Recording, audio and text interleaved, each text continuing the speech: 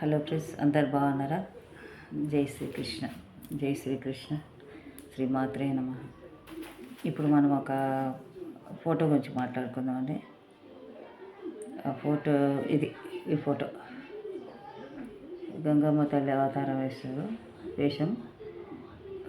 ఈమె చిత్తూరు జిల్లా. ఈ ఫోటో గురించి మాట్లాడుకుందాం.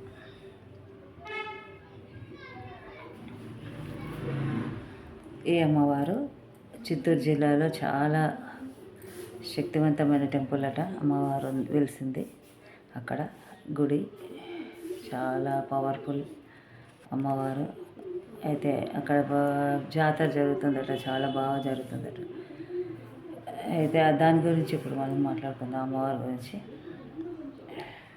ఆ గుడి గురించి, అందులో ఉన్న అమ్మవారి గురించి. అయితే ఆ ఊళ్ళో ఒక నాస్తికుడు ఉండేవాడు.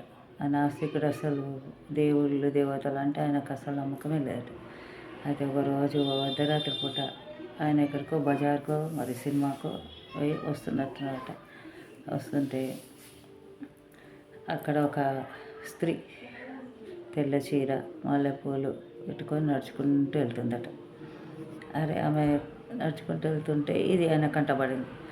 అవో ఎవరో ఈమె అట్లా వెళ్తుందని చెప్పి ఆమె వెంబడి ఇతను కూడా నడవసాగితే వెళ్తుంటే ఆమె వెనుకకు తిరిగి చూస్తూ మళ్ళీ ముందుకు నడుచుకుంటూ వెళ్తుందట.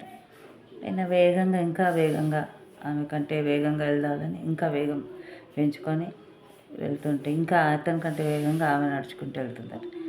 ఇట్లా కొంత దూరం పోయినాక అది పోతూ ఉంటే ఆఖరికి గుడి ఇచ్చిందట. గుడి, అమ్మవారి గుడి. ఆ గుడిలోకి వెళ్ళిపోయి ఆమె అదృశ్యం అయిపోయింది.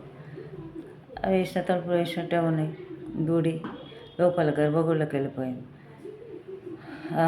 ఆ దృశ్యం చూసి అతనికి చెమటలు వచ్చేసిపోయినది భయంకరంగా. అక్కడే కింద పడిపోయాడట, మూర్ఛపోయి. మళ్ళీ లేచి, తల్లి నీవు ఉన్నావు, నన్ను మన్నించని మెల్లగా భయపడుకుంటూనే ఆ రాత్రి ఇంటికి చేరుకొని జ్వరం వచ్చిందట బాగా. అది జ్వరం వస్తే జ్వరంలో తల్లి నన్ను మన్నించి నీవు లేవనుకున్నా, నీవు ఉన్నావు, ఇప్పటి నుంచి నేను నీ భక్తునిగా మారిపోతా, నన్ను క్షమించు అని అప్పటి నుంచి అతను అమ్మవారి భక్తుడిగా మారిపోయాడట. ఇది కథ, అక్కడ జరిగిన యథార్థ కథ. అంటే ఆమె శక్తి ఎటువంటిది అనేది తెలుస్తుంది మనకు. అట్లాంటి శక్తిమూర్తి అన్నమాట ఆమె. జై శ్రీమాత్రే నమః. జై శ్రీ లలితా త్రిపుర సుందరి.